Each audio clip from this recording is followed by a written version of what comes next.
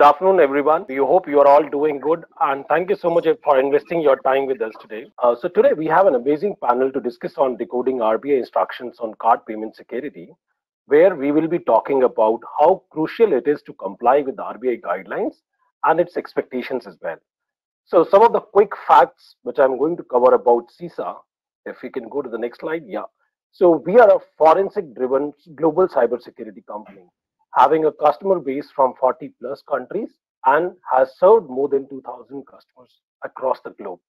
We are also one of the top 4 global payment forensic investigators. Some of the housekeeping items for this panel discussion today. The session is going to be for 60 minutes, and that will include the Q&A as well. All the attendees will be in listen-only mode. We will have the Q&A session after the panel discussion is over. And if you have got any questions in the meanwhile, you can also put it in the chat window so that we will be able to cover it while the Q&A session begins. Well, I am Bharat Malik and your host for the session today. I lead the global sales hunting team at CISA and having an overall experience of more than 9 years in the industry. Welcoming our moderator, Mr. Darshan, founder and CEO of CISA. He is the first payment security assessor in Asia and a core payment forensic investigator as well. I'm pleased to welcome Darshan to take over the platform now. Darshan, over to you. Thanks, Bharat, and good afternoon to all of you, and good morning or good evening from whichever part of the world you are from. It's a power-packed panel today. Excited to be here, and just as much as for all of you, I want to learn from this expert panel that we have got on a very relevant topic, which is on the RBI circular that has been issued and largely focused on the payment data security. Today we've got for this panel, I would start with Samir. Samir is the Executive Vice President and Chief Information Security Officer of HDFC Bank. He doesn't need any introduction, but for those of you who've not heard of him, he's a eloquent speaker and has been in the industry for nearly about 2.5 decades. Has a very illustrious career from leading a public sector bank, and then of course 2 large private sector banks. And he's been, we are happy to get his perspective today on the payment card security. The next we've got Vijay, who heads ICS information security for India at Standard Chartered Bank. Hey Vijay, thanks for being here. Vijay is a chartered accountant and a CISM. He's once again worked with companies like Wipro and Deloitte in the past. He pretty much has been following the payment data security for a very long period of time. He's a PCI ISA for his bank, and we are glad to get his perspective also. So we've got one leading private sector, Indian private sector bank, and then leading foreign bank in India. So welcome, Vijay. The third panelist that we've got is Nitin Bhatnagar. He is the Associate Director of the Payment Data Security Council, Payment Security Standards Council, and he leads the council's efforts largely for India. He's pretty much spearheading the adoption of the payment data security standards in this part of the world. We are glad to get his perspective from the standards point, and of course talk about the standards that has been mentioned in the master circular as well. So welcome, Nitin. The fourth panelist is my colleague from CISA, Kaushik Pandey. He heads our global compliance and testing team. He's done a number of assessments and payment data security assessments globally. He's a speaker, well-known speaker in multiple forums. He's also the author for our payment data security, the new advanced payment data security workshop.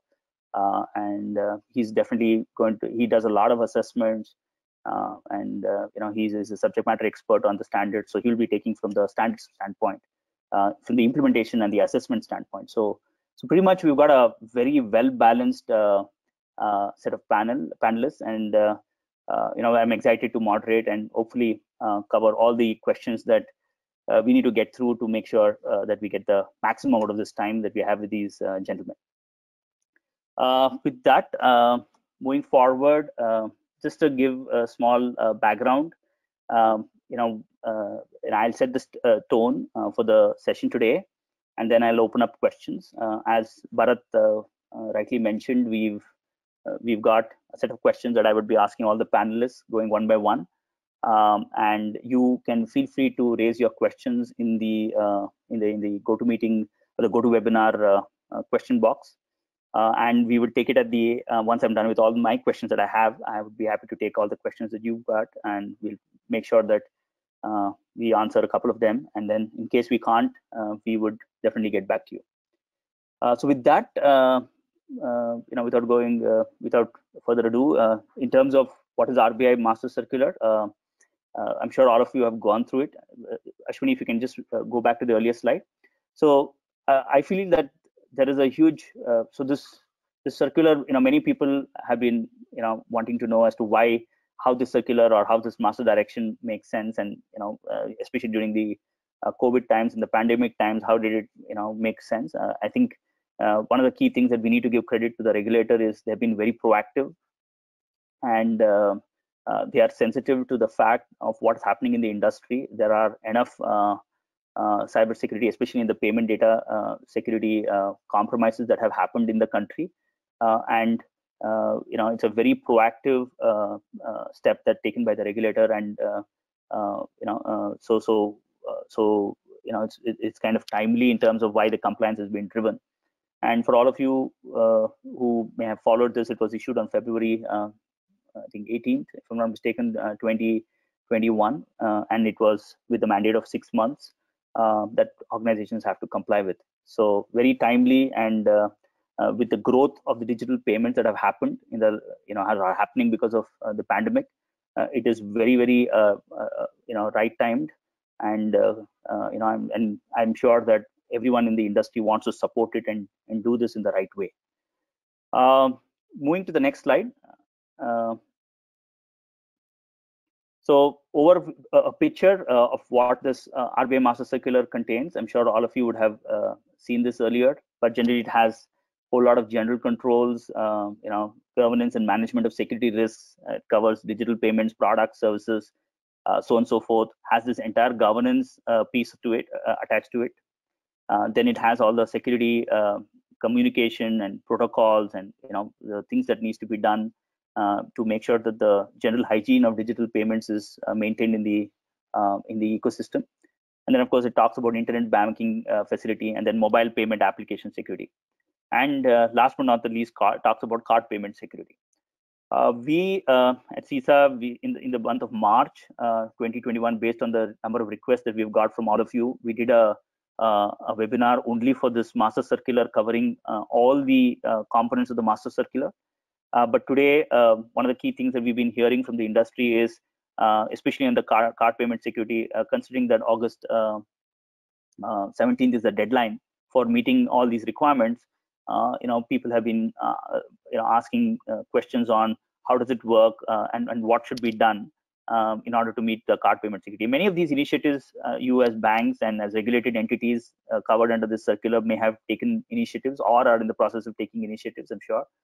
And this panel is all about making sure that we address some of the questions that we have got, see how the panelists take their perspective to things on these questions, and then try to address some of the questions that the industry is facing, and how together as a community should support this entire circular and make sure that it's implemented in the right way and with the right perspective.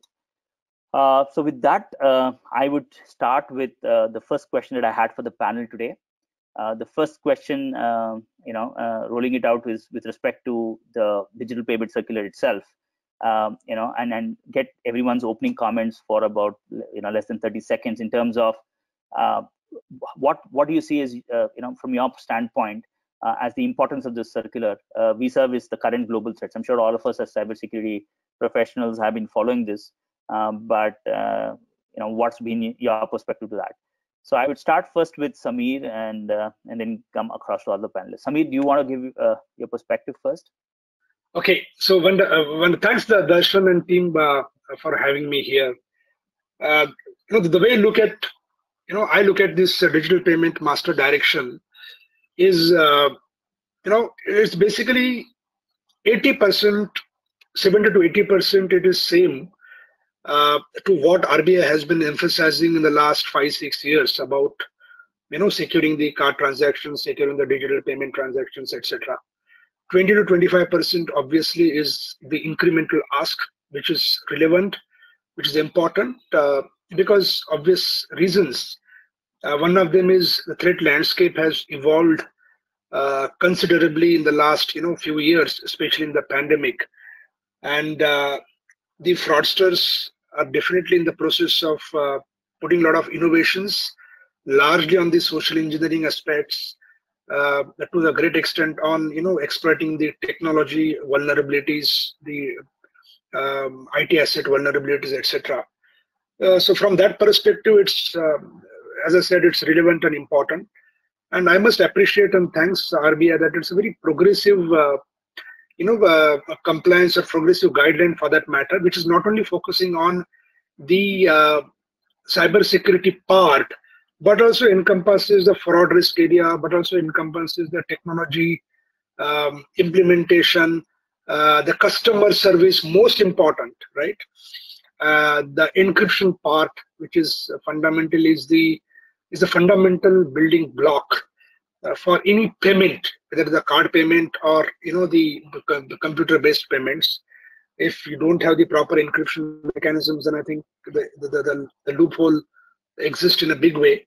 So I must compliment the Reserve Bank of India for coming out with such comprehensive guidelines covering the roles and responsibilities of large departments and the stakeholders.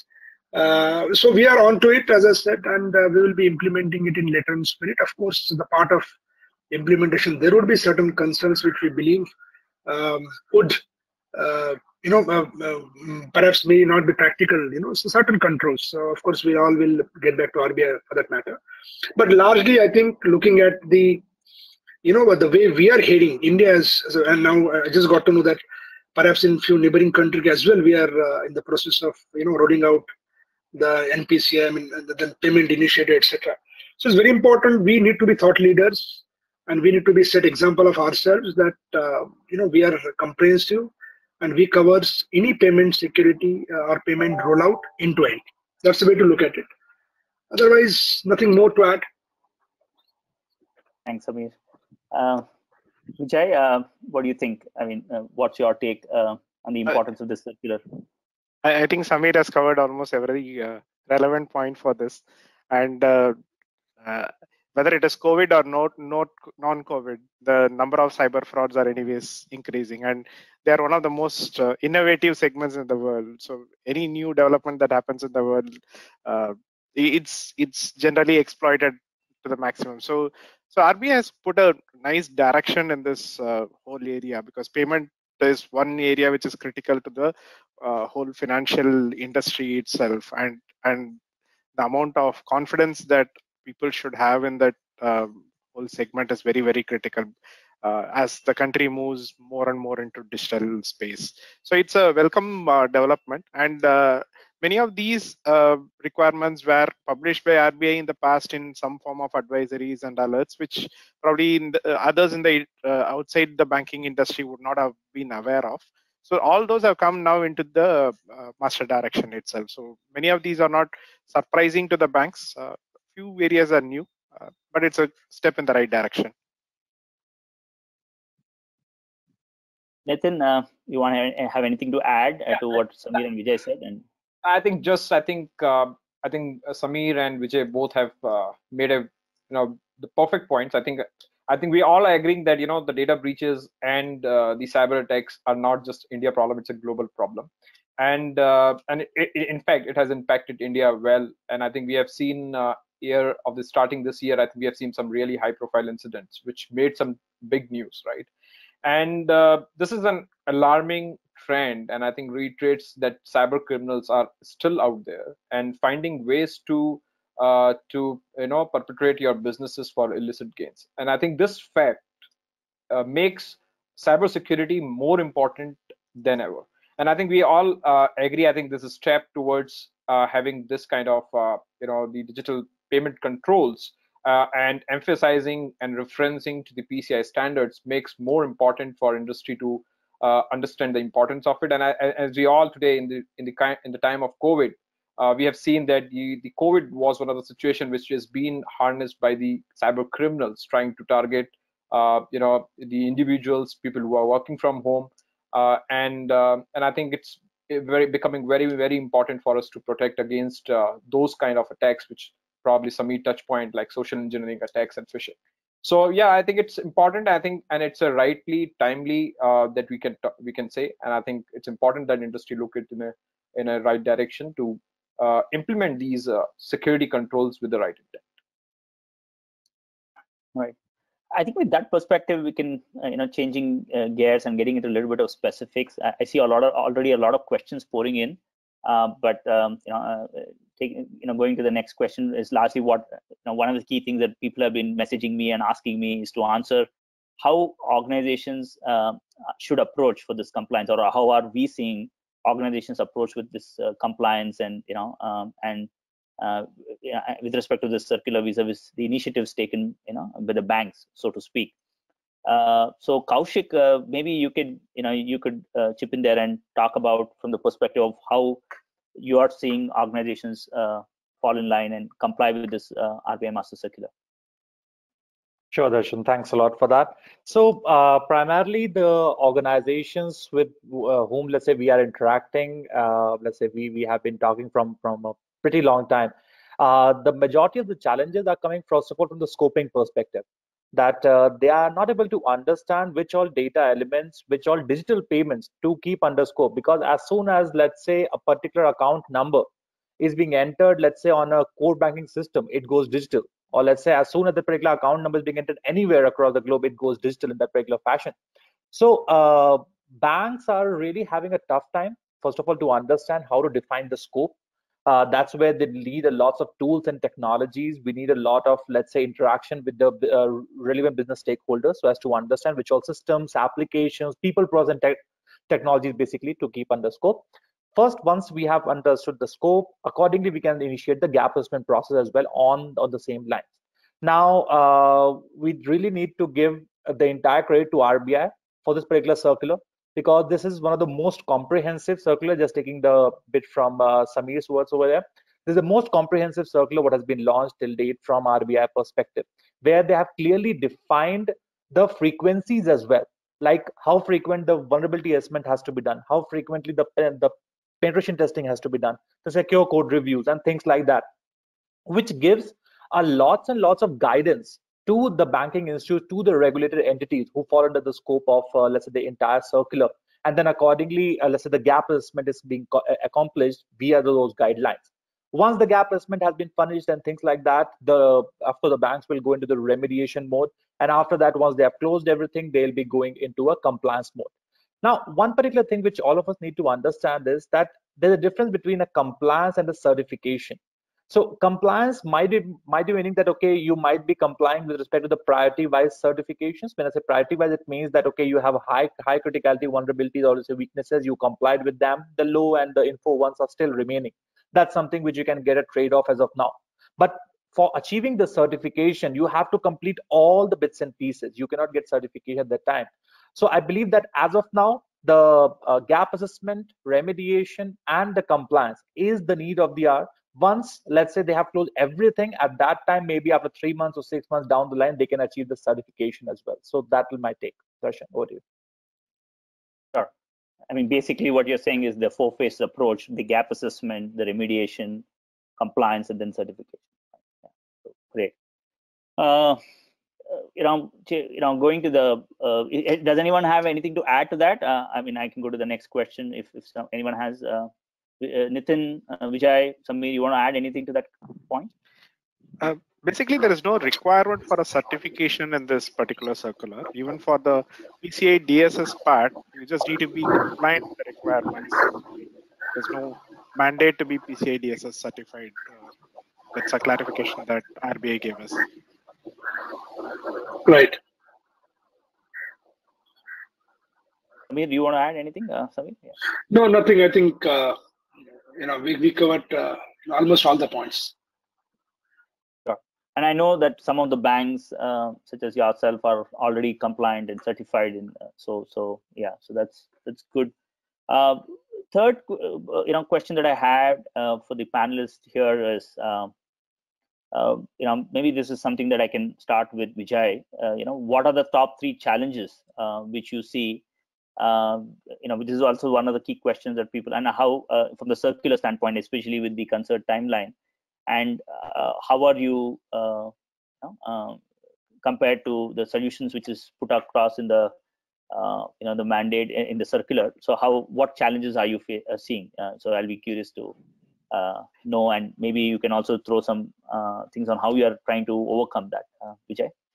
Yeah, so basically in terms of challenge, I will start with what Kaushik mentioned, which was a challenge for us as well, in terms of identifying a clear scope of what all applications or services you need to cover in scope of this for this particular master directions compliance.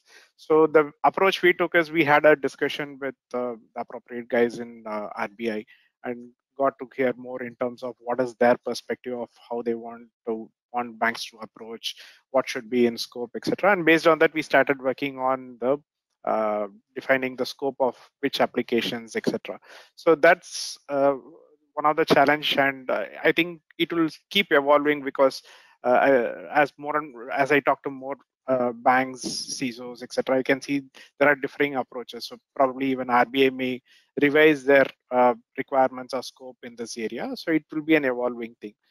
Second comes this huge requirements like PCI DSS, PCI PIN, PCI P2P, etc. So complying with these is a mammoth exercise. It's not something that can happen within the 6-month period that RBI has given. So there we are taking multiple approaches. Like one is going through the industry bodies like IBA and representing the banking industry as a collective. And we are also approaching RBI directly. The third challenge I would say is involving all the other units, because normally when a circular comes from CSIT, etc., it's normally looked at as a cyber security or an IT requirement alone. But if you look at this particular master direction, it's not just about security or technology. It's predominantly the digital banking as a business area, which will include the customer service, fraud risk, technology, everything put together. So it's a collective exercise where all the units need to be pulled together and then driven. So that involves a lot of mindset changes, because people traditionally think that cybersecurity means it's a separate team that will handle that. So making that change in the organization is one of the significant challenges. Thanks, Vijay. Samir, you want to add anything to that?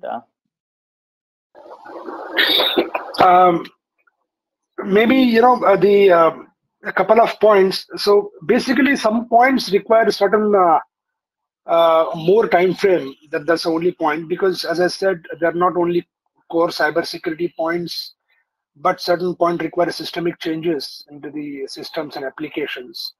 That's the only thing. Otherwise, I don't have any specific challenge. And the way I said, in my initial commentary, we must implement in letter and spirit, and because the payment ecosystem will grow further, will become more complex, will innovate in form of AI/ML based attacks, etc., etc.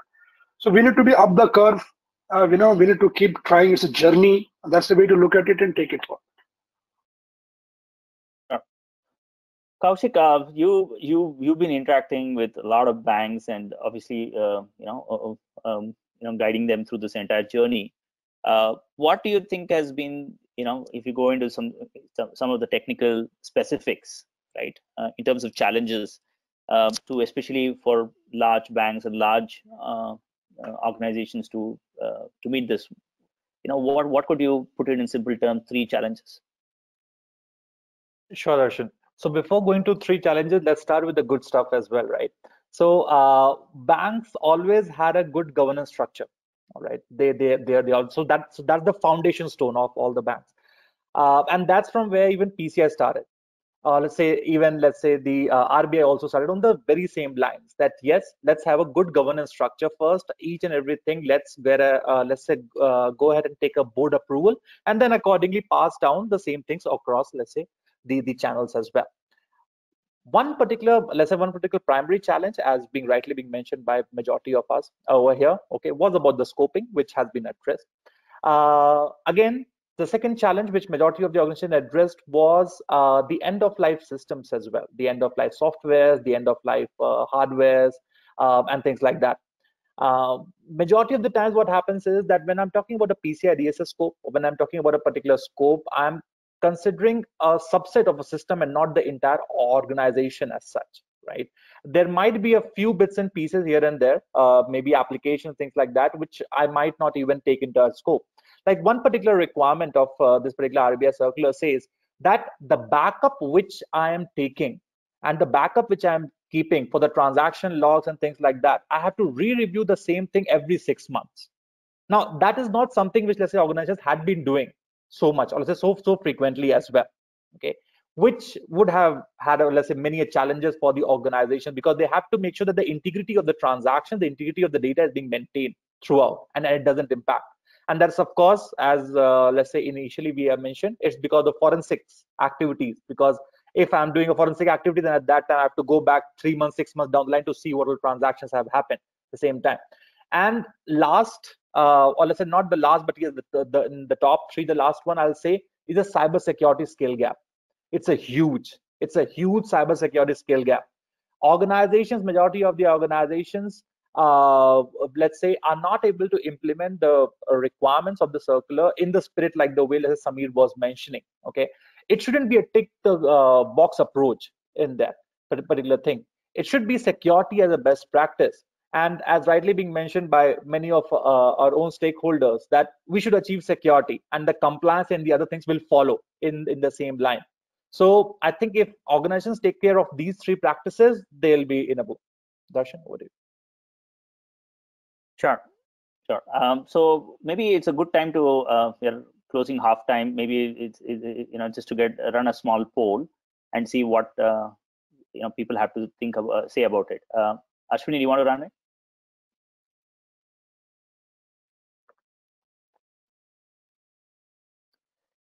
Okay, so question is, how often does your business scans for sensitive data? Yeah, go ahead. This is, maybe give it 30 seconds for people to fill it up.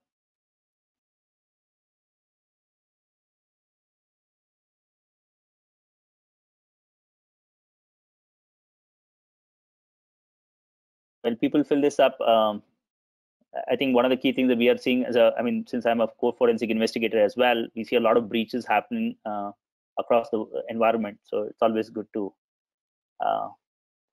get this perspective. So, okay, so we get 47% say that it's once in 3 months, which is good. And some say that they're doing regularly, which is every month, which is even better. And then twice a year, and no, we don't scan if it does not apply. Yeah, so that's interesting perspective. Any comments? Anyone has anything to add on this? Samir, do you want to say something about this, since you've been advocating this scans a lot better? Yeah, one point. The card data scanning is one of the important sort of proactive requirement to identify where your sensitive data is lying, why it is lying, who has access to it, and then how basically you can contain the data proliferation or data generation. Otherwise, generally, all along we have seen the people sort of use the reactive approach when it comes to data security, whereby putting technology solutions like DLP or etc. But fundamentally, how do we really ensure that the sensitive data is controlled at the source in the form of data generation and in the form of data access and data download, through data warehousing, through backend, your reporting servers, in the banking parlance, etc. Then I think, in my view, would be a good proactive measure, and that's how we have also done in our institutions. And then, of course, periodically we scan our systems to find out how many machines has this data lying, and then we sort of go into the forensic mode of why the data is lying there, who has downloaded it, why there was a need, then basically it helps, in controlling the access. Yeah. Thanks, Samir. And Kaushik, RBI also has something around card data discovery or in the circular. Do you want to actually give some thought on that? Yeah, absolutely, Darshan. So basically, based upon the RBI circular, they are specifically mentioning that the scanning of the critical assets, especially of the payment card data, has to be done via a tool, and that particular tool has to be deployed internally inside an organization. It shouldn't be cloud specific. The other things which they say is that let's say whatever data is that particular tool is identifying, it should be inside that particular tool only. It shouldn't go out at any point in time. And even the mass card data as well should not leave the regulated entity at any given point in time. So that's what let's say RBI is all about. And even in the case of service providers, if the service providers are helping in the, let's say, in that particular thing, even then they're remotely, even if they are let's say connecting at that time as well, the data shouldn't go out of the regulated entity at any given point in time, but the mass data or the clear text data. Great, perfect. Moving to the next question. Here, yeah, go ahead, please go ahead. Go ahead. So I think I just wanted to add on what Kaushik said. See, I think as an organization, what we should start looking at today is, I think we should look at the end game. What is the end game for us? It's all about devaluing the data, and that's the reason why the PCI DSS requires, as part of the scoping exercise, and we have been talking about the scoping is very critical in the entire assessment process that you do. Assessing the entities, assessed entities, must identify and document the existence of all clear text card numbers, which is PAN in their environment. And I think it is implementing a data discovery methodology, that identifies the all sources and location of a clear text PAN is very, very important in terms of eradicating those cardholder data from the environment, the clear text cardholder data from the environment. And I think a data discovery process can be performed via different methods. Kaushik just highlighted about what RBI document says, but let me also specify what PCI document says, I think, which is almost correlating to each other, but in interest for all the audience who are attending this webinar. One is the commercially available data discovery software, or that what PCI refers to, an in-house developed data discovery program, or a manual search. Now, regardless of the method used, the goal effort is to find all sources and location of clear text PAN, not just in the defined cardholder data environment. So that's where the importance of cardholder data discovery comes into the play, which just Samir highlighted also, and it is very, very critical for you to identify the data that is stored in the unrecognized locations, and that you can take it out from the cardholder data environment to get it or make them devalue, which doesn't have any value to the cyber criminals, if they get access to it. So that's the point that I just thought of adding it to what Kaushik highlighted. Valuable point, Nitin, and I kind of subscribe to that view. In many of our forensic investigations, we see that data is outside the PCI scoped environment, or so-called that environment which is supposed to be where cardholder data is supposed to be there. And so very valid point that many organizations do a mistake of scanning only where they know, and the problem is you should be scanning where you don't know where the data is. So yeah, so very valuable point there. Going to the next question, we've got questions pouring in. I want to give enough time for those questions there, but just to finish off the question that I had for this panel, how do you define a proper scope for the circular? I think that we covered. And then the other thing is, okay, so the other question that we had is, in terms of how do we compare the circular with the global initiatives, on the regulatory initiatives that other countries have taken? And Nitin, you might want to throw some light in terms of, there have been a lot of these compliance requirements, especially in the, in some of them in the Middle East or that part. If you want to add, or maybe Kaushik could take that. Yeah, one of. I just wanted to add on, to what I think Kaushik has already covered. But I think most importantly, I think today the organizations needs to understand the importance of being compliant with the PCI standards, right? And for too many organizations today, compliance is just seen as one of the check the box kind of an activity. And I think and the people or the organization are slipping back onto the bad security practices. And I think once we are done with the exercise, once we are done with all the certifications, we get them hang on our walls. What happens is that we again go back to the same approach. So I think the poor approach, I would try to bring it. This is a point of a poor approach to addressing main issues of being secure.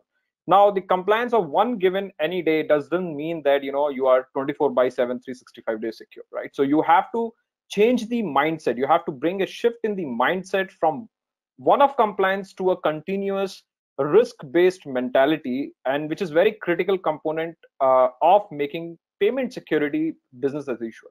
So, and the ongoing security of the cardholder data should be the main objective behind all your PCI DSS compliance activities that you are undertaking within the organization. Now, one of the important point here also just wanted to highlight is that the results of failing to maintain the proper security can be catastrophic to a business. Failing to maintain compliance at all the times could leave organization more susceptible to security control failures, and more importantly, malicious attack or accidental information leakage. So I think we need to look at from a holistic view, on a perspective of that how you can move ahead in securing the payment data, keeping those standards, those best practices into consideration, and making sure you have the the right approach towards securing the payment data. Yeah, that's what I had just wanted to add. Thanks, Atin. I think it's we can probably start taking some questions from the audience here. It's a lot of questions coming in, so just want to make sure that we have enough time to answer it.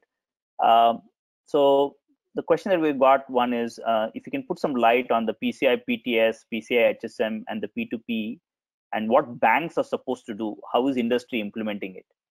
So Kaushik, do you want to start, and then maybe Samir and Nitin and Vijay could add on to that?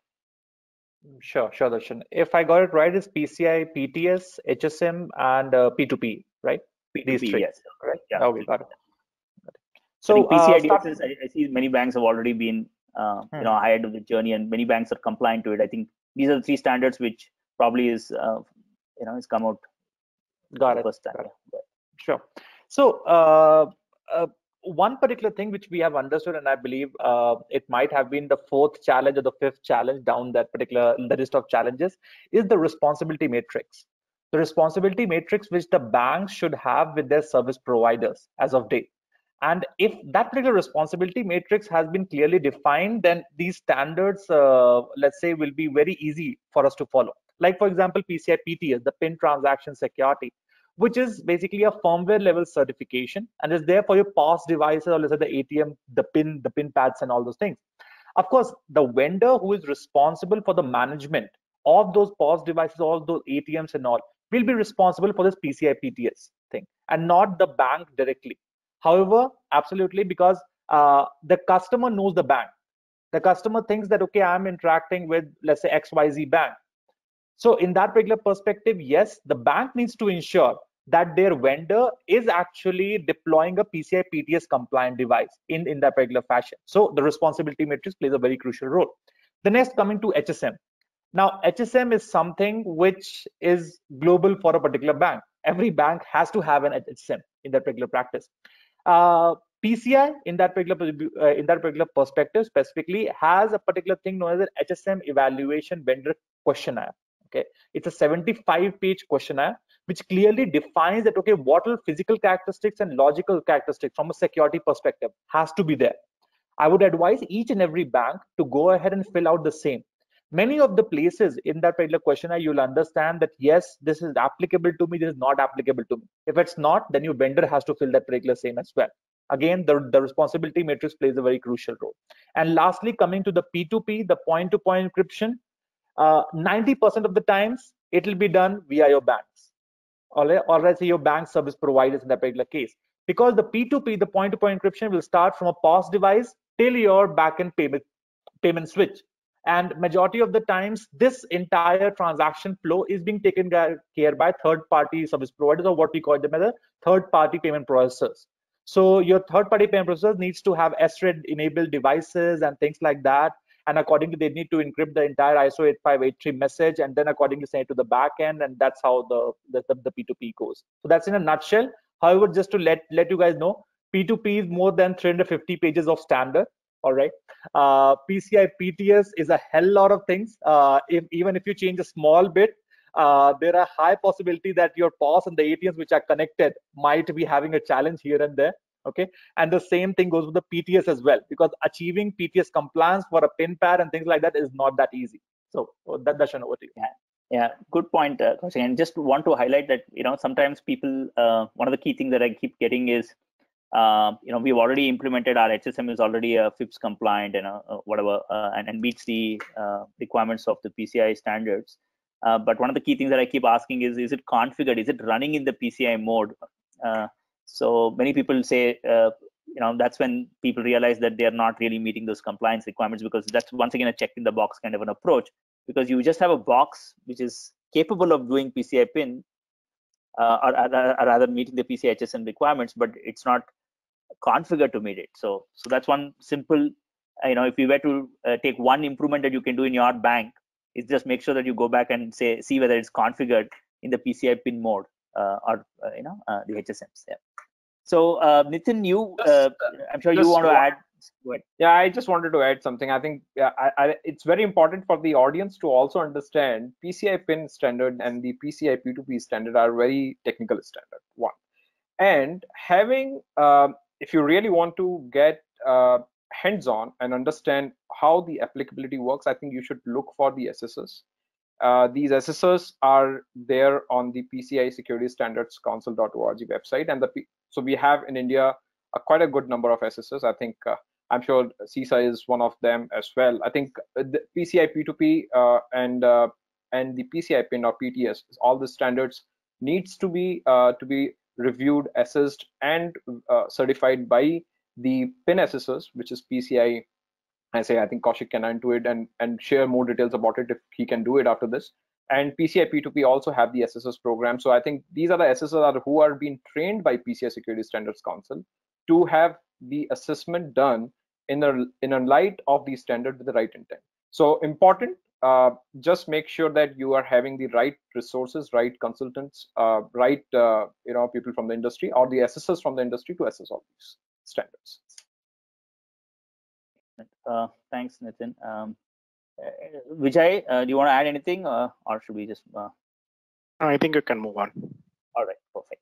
So, Ashwini, do you want to quickly run? We are about 16 minutes away from our, from the webinar closure. So, quickly run a second poll and see if there's any direction which we can run into.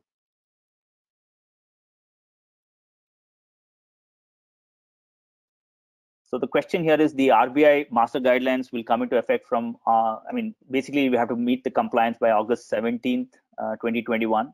The question is, what is your readiness for the same? So please feel free to answer. We got 30 seconds to quickly answer this question. What do you think is your readiness for meeting this timeline? It'd be interesting to know and get the industry standpoint.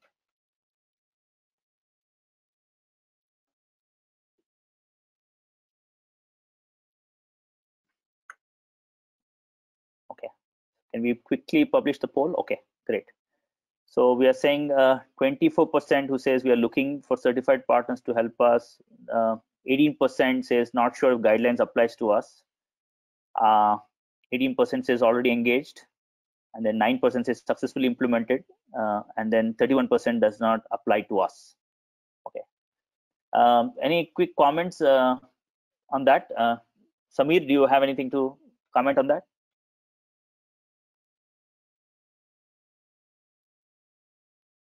No, nothing, Darshan. Okay, sure. Vijay? I think it's a journey for most of the banks. So people who have said that we are looking for a partner or we are already engaged a partner, most of them have already gone some steps in this direction, and many of them will be like at least 70-80% compliant and just need a validation from a third party to get a view that on whether we are gone in the right direction or not. So we also tried doing the same, and it's a journey. Sure.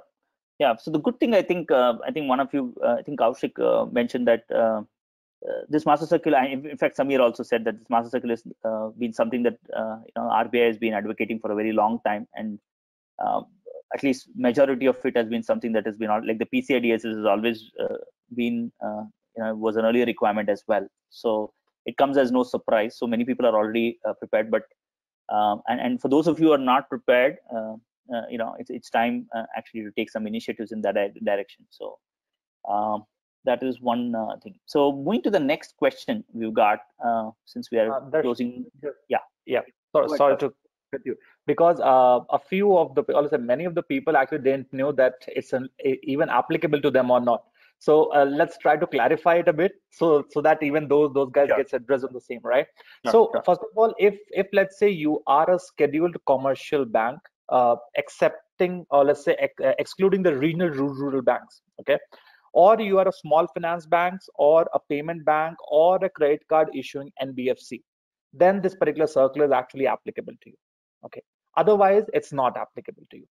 These are the 4 types of, let's say, applicability criteria which RBI has defined clearly in their circular.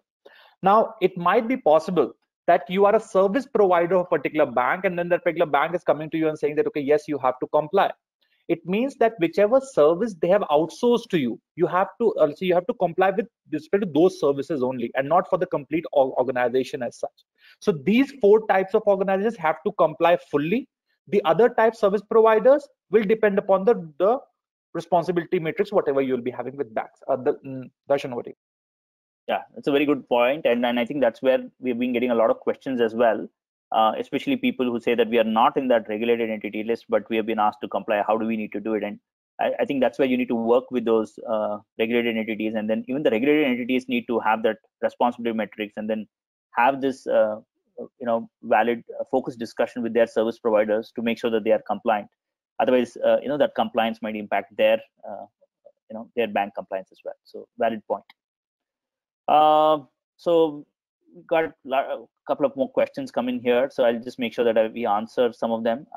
So the one question that has come in is customers are now moving to being cloud. I think cloud adaptive it says, but I think what I meant, I think the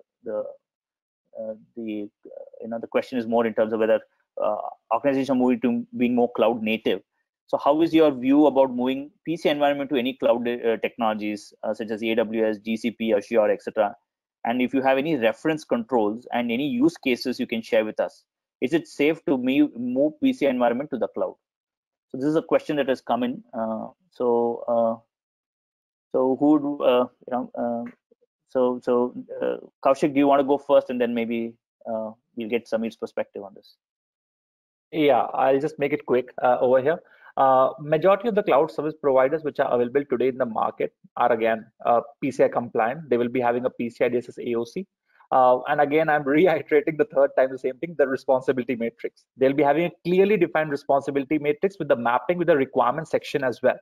So with that particular requirement section, you will be able to understand that you lie into IaaS, PaaS, or SaaS based upon the services which you have taken, and which all requirements you have to comply with, and which all requirements will be taken care by a cloud service provider, and accordingly you can achieve the compliance. But I know that, okay, the subject matter experts are there in the panel, so let them take it forward. Yeah. So and just to add on that, I think there are a lot of announcements that organizations, banks are moving to cloud, and especially the newer banks and all that. So Samir, do you want to give your perspective? Large banks such as HDFC Bank, how do you see this happening, and what are the trends that you are seeing? I mean, it'll be interesting to get your thoughts.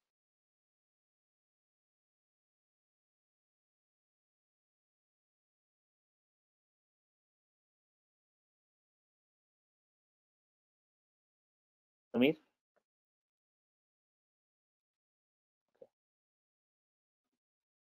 I think Samir is not able to unmute. Vijay, do you want to? I mean, you want to give a banking perspective? Banks predominantly have been having many of these card data only in house, and very few had been moved into the cloud. And the trend has changed. Our controls, whatever we are applying in the bank's own, we are now trying to do that same in the cloud environment as well. And I think PCI is also coming up with a next version.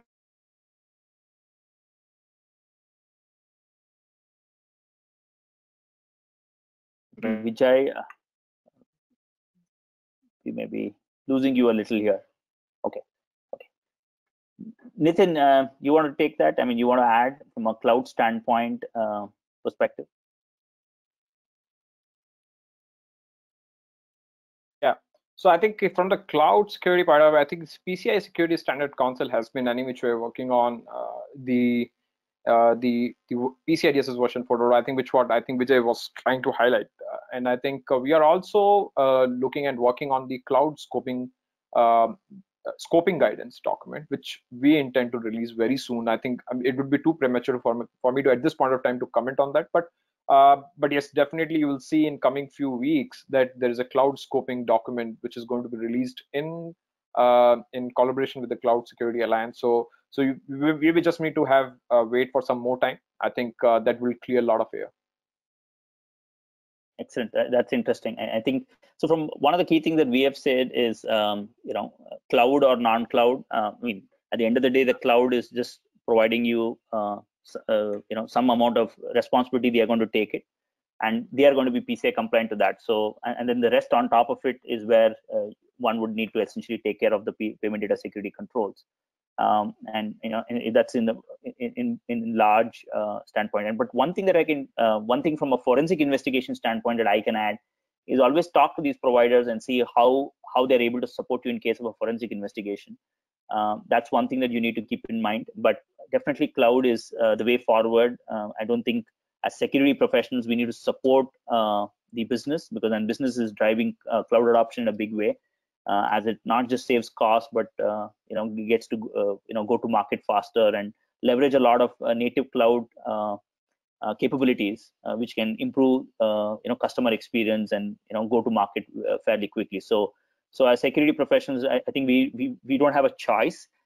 So what we need to do is we need to work and make sure that that environment is taken care of. We've got one last question that I can take, considering the time, but I see a lot of good questions coming out. We're trying to make sure that we answer as much as we can. So the question is, I think one last question is on how P2P applicability can be defined. So that's one question that we have got. How can P2P applicability can be defined? Where is it applicable? Who is it applicable to? And then we can open up for one last poll question and then close it.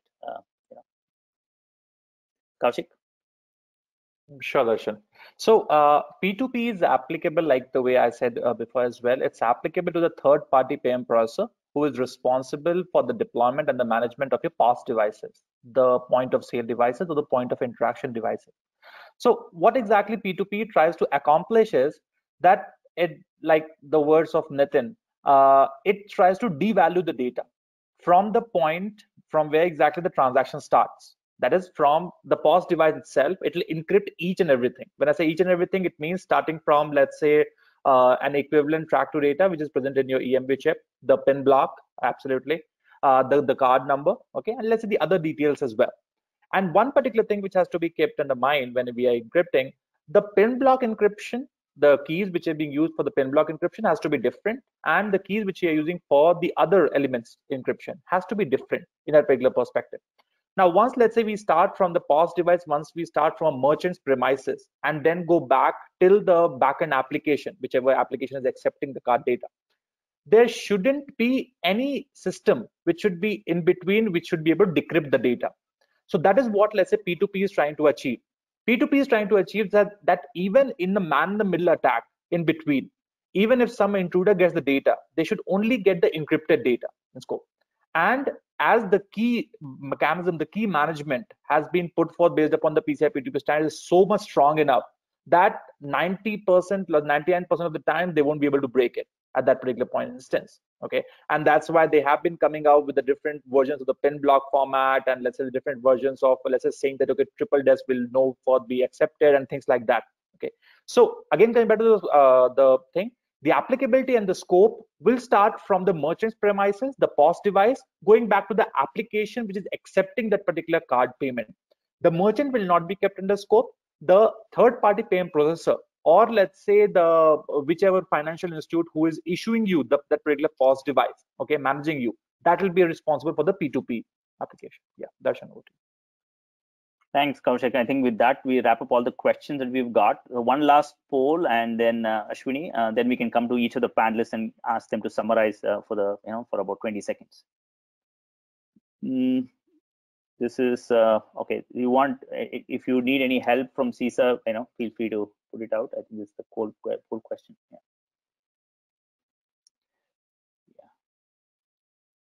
Okay.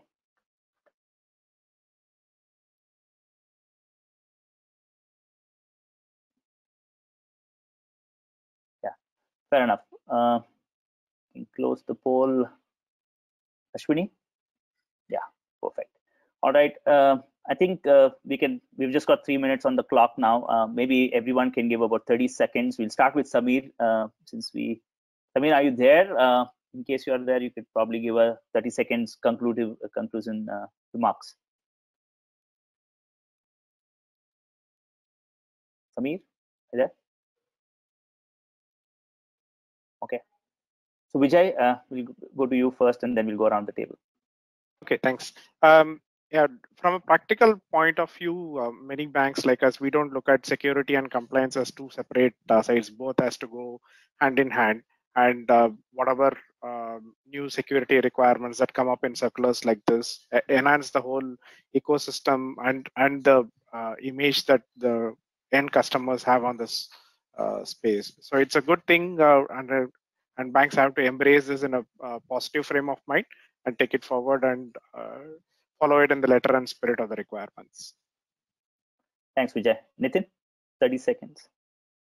Yeah, I'll repeat what I said in my last webinar. I think the country has become increasingly attractive target for cyber criminals, and the security of cardholder data must be a top priority, and this is very, very important. And road to the stronger payment security here involves the global collaboration, and the organization should start prioritizing the data security as an important element to their day-to-day business activities. And this is extremely important not only for the CFOs or CXOs of the technologies and the e-commerce organization, but also for the traditional brick and mortar models, business models, as India paces towards the rapid digital transformation. Investing in cybersecurity and getting your employees trained on the standards and improving your cybersecurity hygiene will help industry take step in the right direction.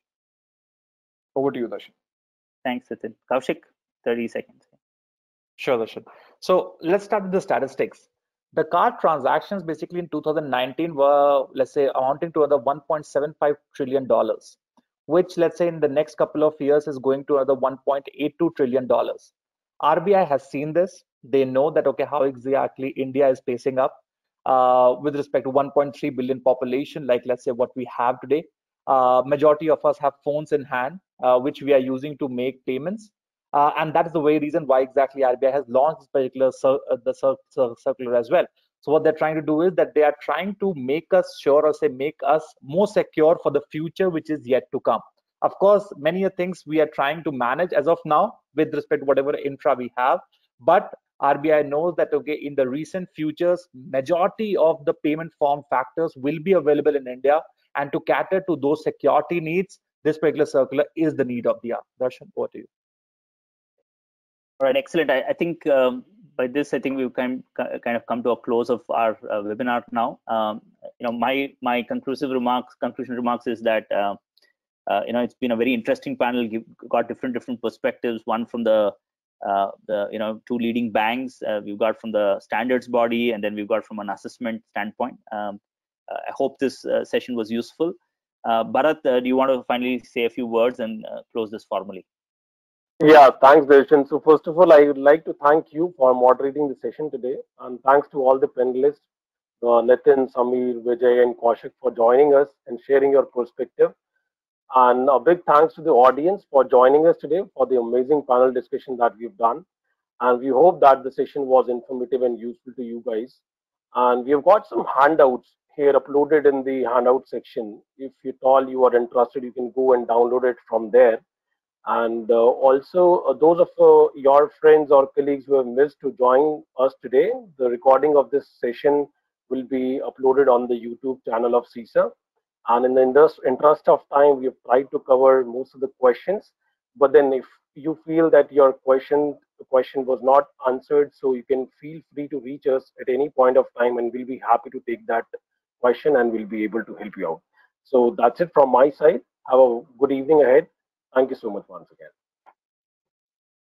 Thank you, everyone. Thanks, everyone. Thank you. Thank you. Thanks. Thank you. Thank you. Thanks, guys. Thanks. Bye.